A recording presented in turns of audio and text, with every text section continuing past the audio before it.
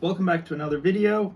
Today I'll be showing you how you can get roughly above 24,000 points with your Intel 13th and 14th Gen K CPUs, the i9s. Let's get into it. So our machine is a 14,900K CPU, a Gigabyte 790 Eagle AX motherboard that is water blocked on the VRMs and memory. We're running 7200 speed A-die memory at just XMP profile, so nothing special, no tight timings. Our GPU is a EVGA FTW3 Ultra 3080 Ti with a 1000 watt BIOS. The current loop configuration is 2 pumps, so I have this 600 liter per hour, and then I have a 1500 liter per hour in here. That has a bit better head pressure, but we idle roughly around 5.1 liters per minute. And if we were to kill the fans, this does jump to 5.53. I just did a test run and I got consistent 24,000 or 27,400 plus points over and over. So this is a pretty stable configuration, and my ultimate test is always Cyberpunk 2077, and it ran that completely fine. Right now it's a 5.9 gigahertz overclock, but I will go over clocks in a second. So let's get into the BIOS. Okay, so we are in the BIOS. You can do this on almost any motherboard. This is like a $160 motherboard. So the settings, it doesn't have as many settings as some of the better ones, but right now we're running 5.9 gigahertz all-core, 4.6 gigahertz on the E-core, and just 5.0 on the cache. And with this motherboard, it doesn't generally follow these directions. So what you can do if your motherboard doesn't automatically set it to manual is you go down to the ratio limits, which that's like the ultimate limit. Go up here. So these are the turbo core settings that you need. Some motherboards only follow the turbo core ratios. So we have 5.9 gigahertz at 1 core all the way to 8 cores. So it's just 5.9 all the time. And then for the E-core ratios, I have 4.6 gigahertz. And from my research, I didn't see anyone running much more than 4.6. And this runs completely fine. It's not sub-ambient or anything. This is just a regular air temperature, ambient room temperature setup. So we have 5.9 and 4.6. And then if we go down to power, now power limits is going to be greatly dependent on your cooling setup. So what I have set is just maximum amperage, 512 amps. And I have all these timings, so the timer limit is just maximum of the motherboard, which is 448 seconds for all of them. So basically it doesn't follow long and short duration, it just does the same thing all the way around. I have it set for 450 watts and 450 watts for long duration. I'm not entirely sure what platform power is, but I guess it's the motherboard total output, so I have that set for 600 watts. And I wasn't sure if DRAM was going to follow any instructions, so DRAM is set for 900 watts. What you want to do, or at least what I do for any motherboard or CPU combo, I disable C states so that you don't have any stability problems, because you don't want the, kind of like setting it for all core, I just like a flat line. It makes it the most stable setup. So I would suggest disabling C states and some of the other miscellaneous settings here. Now this is going to be greatly dependent on your motherboard and what options it has, but I have AVX set to 0 so that it does not modify anything when AVX 512 kicks in. And just general rule of thumb for me is just disabling all the features, except for with these newer CPUs, usually it only follows turbo boost, which was kind of what I was previously mentioning. So turbo boost is enabled, auto means it's enabled. And then the rest is all disabled. Let's see, yeah. So those are the settings for the CPU configuration. And then, like I said, my memory is just, it's Hynix A-die, so it is pretty good. It's not super tight. but I have it set to XMP1, and then I manually forced it to 7200. I think it would still follow it, but I set it to that.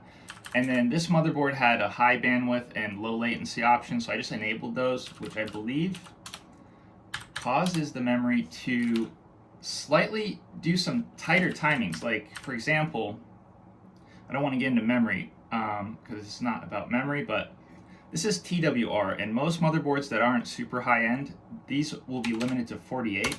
So if you do like anything under 48, it won't go in under 48, but as you can see, both memory slots are running 28 timing, so we'll leave that at that.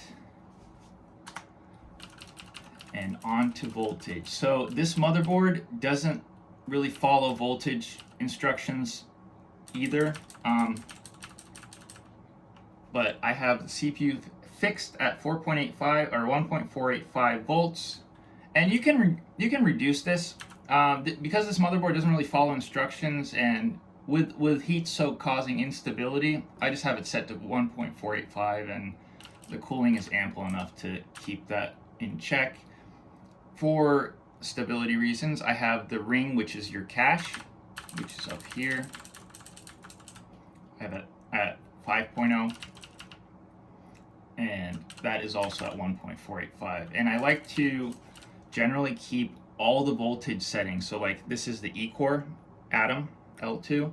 So I have that at 1.48, 1.485, 1.485. And the only reason this is 1.48 is because it only goes in steps of 0.01. And I have the internal graphics disabled, so that does save a little bit of power and stability. And one of the most important parts is once you have those settings in, dependent on your CPU, go to advanced voltage settings, or it could also be called VRM depending on your motherboard and brand. And you don't necessarily need to touch PLL. I just left those settings in there, but it's all plus 100 and whatnot, just for extra stability. But you want to go to VRM settings. Now this is the most important part, and this is where you're paying most of your money when you buy a motherboard, is load line calibration. So this is set to, let me see, the camera sees it too, okay. No droop. So it only will droop if it's physically not able to push enough power, but it can consistently pull like 420 watts on this motherboard. So zero droop, and for Gigabyte that's called Ultra Extreme. There's multiple settings, and on some motherboards it will show you which droop it is. But just set it to max so that the MOSFETs are just pushing all the power that the CPU actually needs. And this is current protection. I believe extreme just means it doesn't really care, it just pushes the current as you need it. So those are the settings you need. And now let's get back into Windows. All right, it's booting up. This is a Windows 11 Pro 24H2. Okay, we are in Windows. As far as Windows settings go, this is like a light platform Windows. It's stripped down. But I have seen even with like full no changes made, Windows 11 Pro actually gets a little bit better score. But so I have standalone 3DMark. So if you have it through Steam, Steam does pull a little bit of load. And for this example, I'm just going to turn on what I use for sensors, which is Hardware Info 64. Now I have these tray items here. So that's the P-core ratio, that's the VID, and this is what I was trying to explain earlier, is that this motherboard, it's pushing like a Turbo Boost TVB voltage or something, but it doesn't seem to follow directions without breaking the other settings. So that's a bit high, and some of us don't really like that much voltage, but it is what it is for now. So that's running, basically the motherboard's just giving it full voltage, and CPU package is currently at 31 degrees Celsius with the water temp, well, that's the VRM MOS, with the water temp being GPU hotspot, memory, let's see. Okay, so that's the A-die memory reading. So it's water temp is 22 degrees Celsius, and that should be accurate. Yeah, 22.19. Okay, so I use this to read in real time, and it also pushes out to Riva Tuner Statistics Server, which is, most of us use that with the MSI Afterburner on-screen display. And I did make 2 videos about that one if you want to check it out. So let's go to Timespy. And a little note, if you do the full run, if you do, instead of custom run, this is what I use for stability testing and just performance metrics, but this gets a lower number than the actual full run, I guess because it's already pushing it into the RAM, like it's already preloaded. But for testing purposes, I'm going to show you CPU tests. So if you do the full run and you don't have hardware info running in the background, etc., you should get a much higher number. But I want to show this run here. So we do run custom.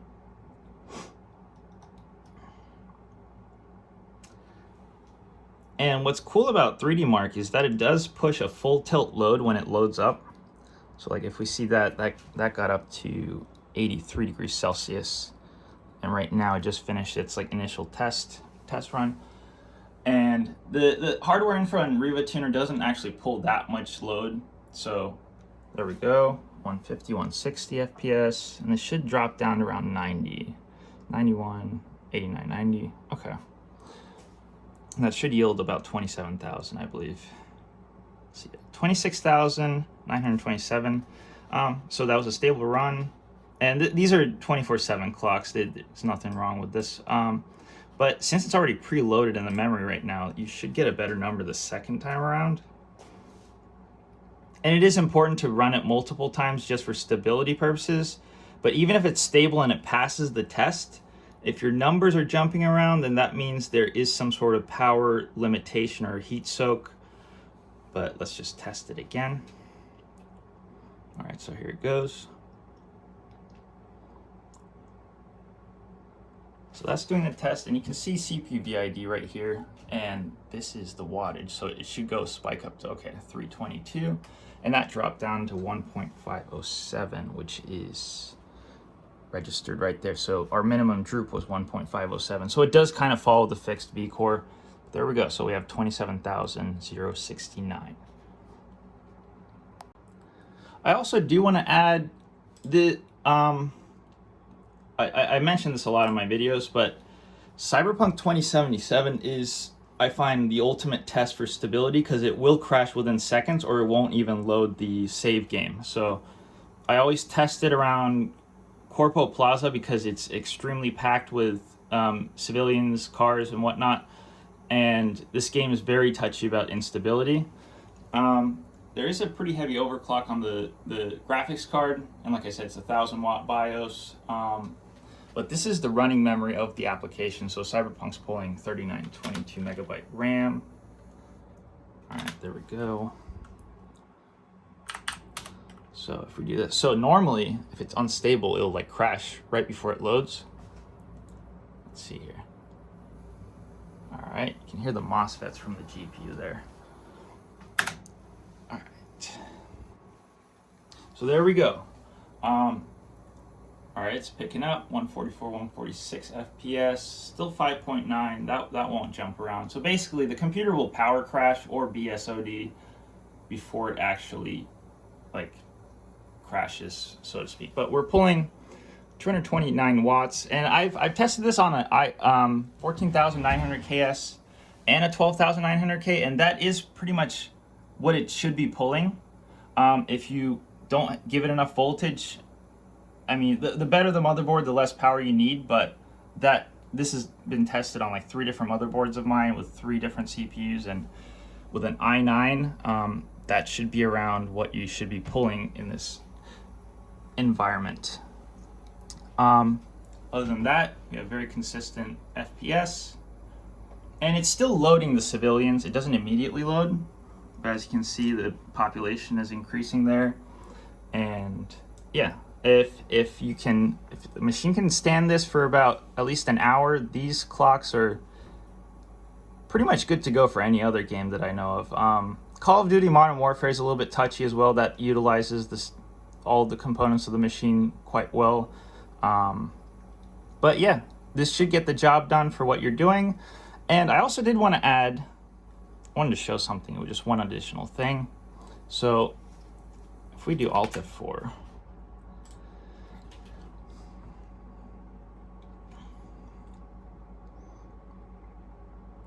something that I find, I don't read too much, I don't see it written too much on the internet, but I wanted to show 5.8 gigahertz all core, and it should still get 27,000.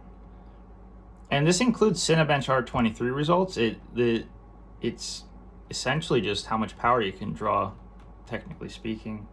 Okay, so if we load up gaming, which is just 5.8 all core with exactly the same settings. There we go. Yeah, I will be tidying up that mess right there. The computer's essentially a finished project, but I have to still put the outdoor radiator back on. All right, we're in Windows. I don't really have any startup items, just MSI Afterburner, so we're good to go. Oh, and for consistency's sake, I'll open up hardware info again so that we have the same background load. The refresh rate of RepaTuner statistics, so we do monitoring, see like hardware polling, so its refresh rate's 0.5 seconds, or I guess 500 milliseconds, but that doesn't seem to pull too much load since it's only calculating or reading up the CPU and the GPU. But this is quite important because because it has so many sensors, Hardware Info 64, I just have it set to standard 2-second refresh rate, but I used to have this down to 300 milliseconds, and it was pulling like roughly 2% CPU load at all times, which ends up being roughly 60 watts idle. But yeah, let's do the test again. Timespy, custom run. There we go. And I'll pull this up that way so you can see the numbers. Let's see here. Alright, so that's loading. Let's see.